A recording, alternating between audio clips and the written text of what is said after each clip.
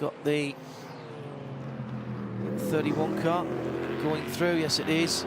On the 75, 31. The moment is Philippe Nasr in third position. 75 in class. Thomas Jäger in the GTD 10th position. So third for Philippe Nasr and for Whelen Engineering Racing. And they look fairly secure in that, so long as that other left-hand rear light doesn't go off.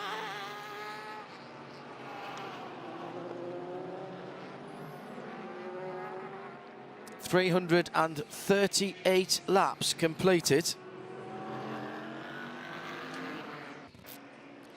And unfortunately, we've fallen well behind the distance record, and in fact, we won't even reach the last year's 3:48 from last year, 1,300 miles. So the Taylor boys with Alex Lynn will hold on to the IMSA prototype distance record. Inside the final 10 minutes.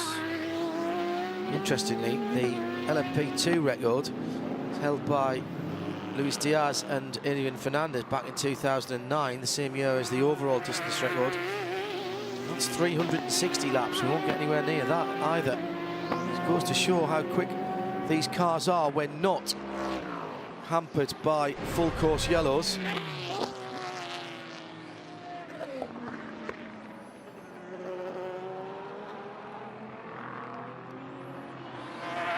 Last 10 minutes of motor racing here at Sebring.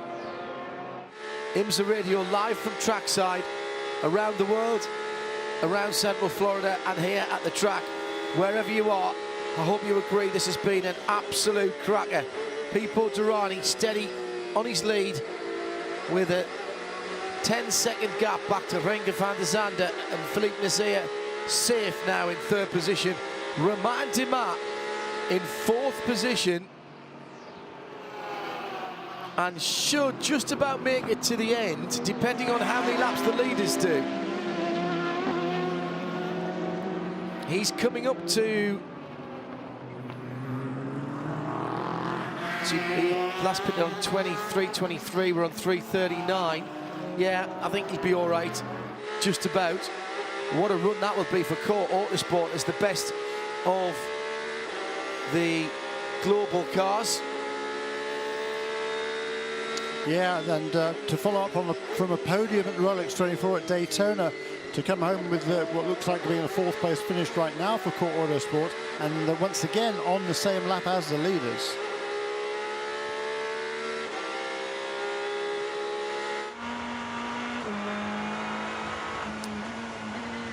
Ollie Gavin with a pit stop late for the number 4. That's down with Diana Binks in the pit lane. Surely just a splash of fuel, Diana. Yep, the car is just coming in. They've jumped over the wall. There's no tyres in sight. It is just fuel on that car. Obviously, I can look at the windscreen. It's very, very dirty. They've gone past that, and away he goes.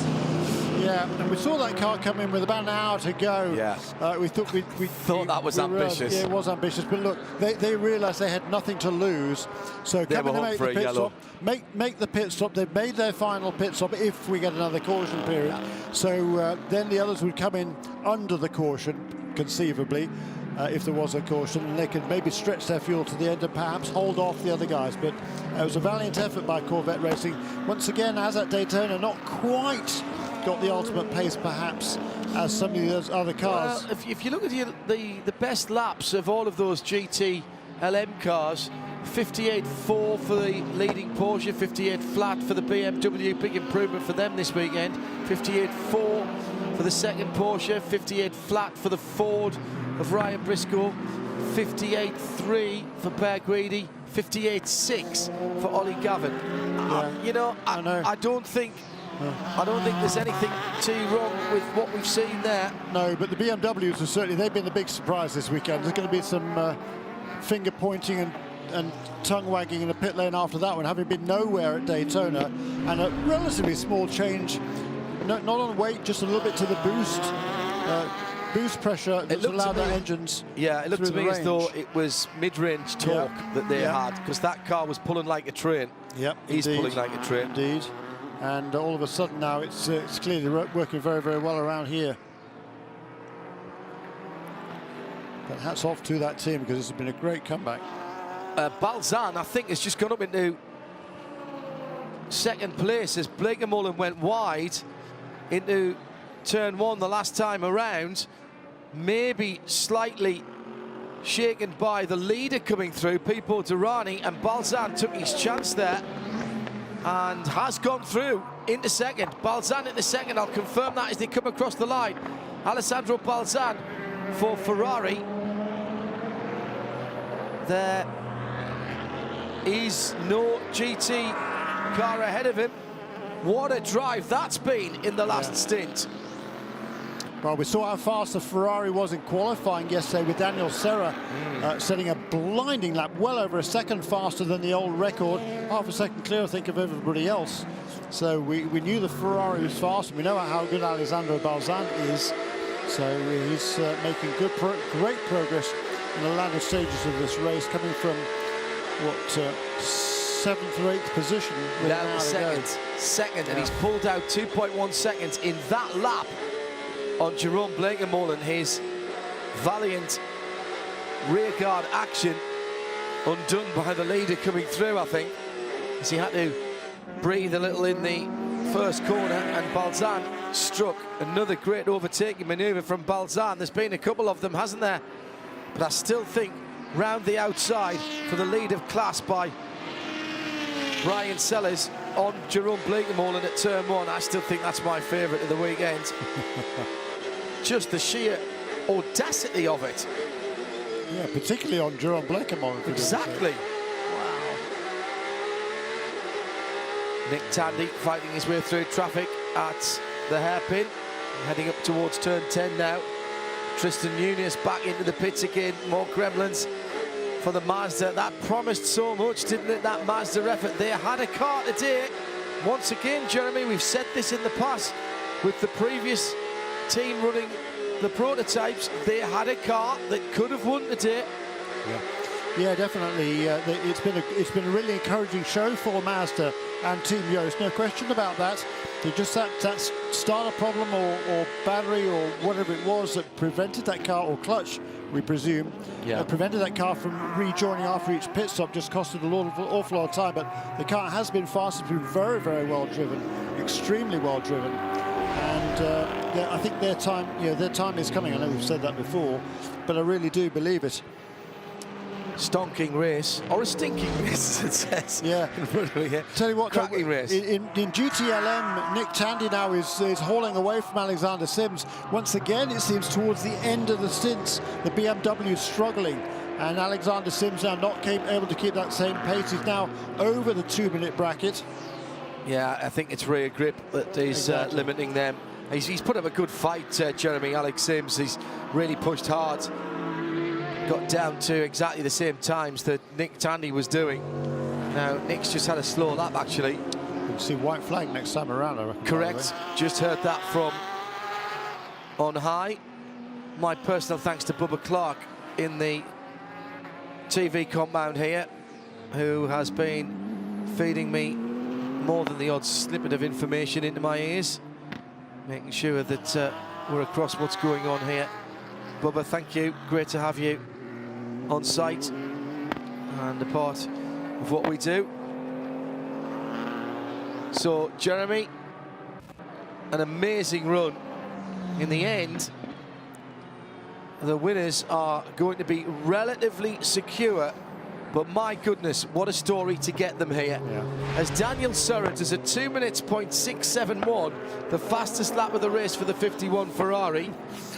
Exactly the same story then at Daytona, with the pole position and the fastest lap of the race in GT Daytona for the Brazilian. The good news is this: at least they've reached the finish line. They didn't at Daytona, but they've been one lap down for a long, long time, unable to get that back. But it's still been a really strong performance by that Ferrari team. Across the line to see the white flag. One more lap. 3.74 miles. We will finish on 344 laps, just 4 laps shy of the prototype distance record that was set last year for the new IMSA. Raft of full course cautions in the middle of the race, which bred others who were well on early on to beat the Audi R15 TDI's 383 laps at 1,417 miles, but that's not to be. But take nothing away from this race and nothing away from Tequila Patron ASN. The Ligier with the Nissan engine and with Pipo Derani in particular behind the wheel, although his teammates have put their work in as well. You can't win a motor race on your own. You need everybody in the pits to work. But our Porsche keys to the race, they drove smart. I can't remember them getting into any trouble. Pit stops, bar one, when Pipo was just a tiny bit away from the wall, but they didn't panic. They had tyres to put on the end, no penalties, and they had a car that was good in the darkness.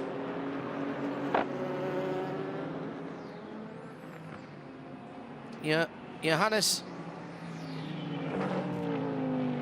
Van Overbeek and Nico Lapierre have done their bit. I was impressed with Nico in particular, but it's Pipo Derani who's been given the honour to bring it home.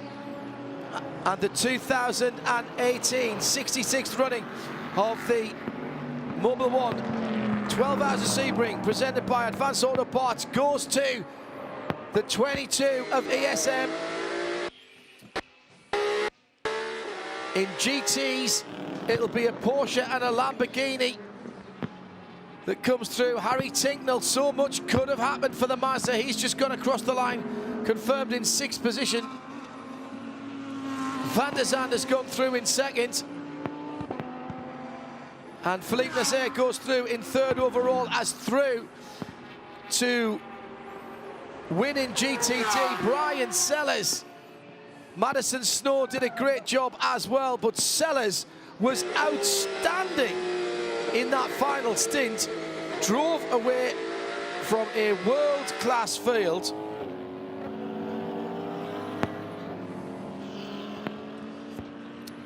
Let's get down and get some reaction. Nick Tandy's gone through, and so Porsche win at Sebring with Nick Tandy anchoring the 911 home. Let's go down to Shea Adam. Johannes Van Overbeek, the last time you won the 12 Hours of Sebring with this team, the pit board was put up on the very end. You guys got to look at that all day. Was that extra inspiration for this win today? Yeah, I'll tell you, it's first of all, we wouldn't be here without Patron. They make this all possible. And I think today's victory is a testament to the ESM team. Some of the best manufacturers, some of the best teams in the world were here today and had trouble. We had a pretty clean race. I don't think there's a scratch on the car, and it's a testament to my co-drivers, Nicholas, and of course, Pipo. I couldn't be happier to win it again with these guys. Thank you. Congratulations, Johannes. Go celebrate. Thank you. And with the GTD winners, the Paul Miller Racing number 48, Madison Snow, that was a bit of a nervous seat for a few hours. Yeah, for a long time. I mean, it's difficult to know whether you want to be in the car at the end or you want to be out, you know, on the timing stand watching somebody else be in the car at the end. No matter what, I mean, it was nerve-wracking, but first time on the 12-hour podium, so glad to be on the top step. Absolutely. I mean, there's obviously everyone at the team here is massively delighted. Yeah, I mean, this is huge. So after finishing Daytona in 3rd place, now coming here, getting a 1st place, we honestly couldn't be off to a better start with this championship. And a fantastic drive by Brian. Yeah, I mean, he did exactly what he needed to do. He was pushing every single lap, never made a mistake, and I'm sure he was gritting his teeth out there too. All right, well, you go and enjoy the celebrations. Thank you.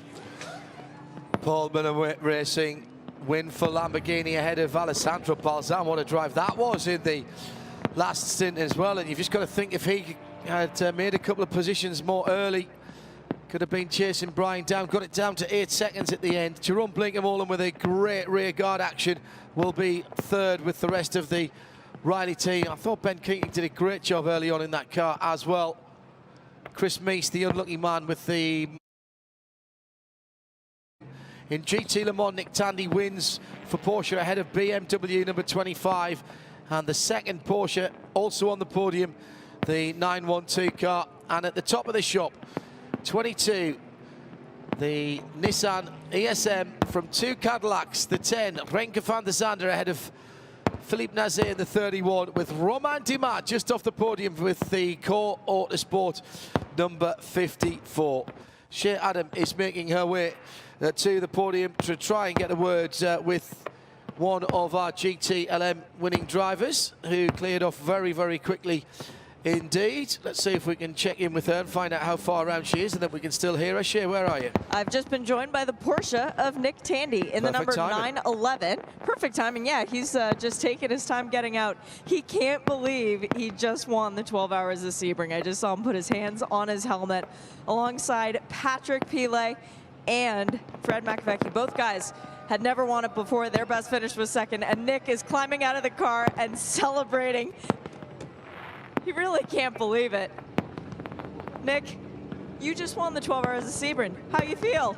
I feel awesome. I mean, what a race. That was super on the limit at the end, you know, fighting with the BMW. I knew that he was probably not so good on the long run, but yeah, I'm so pleased for all the team. It's been a really, really good weekend in the end. Congrats, can't wait for the party tonight. Big high five to Bib.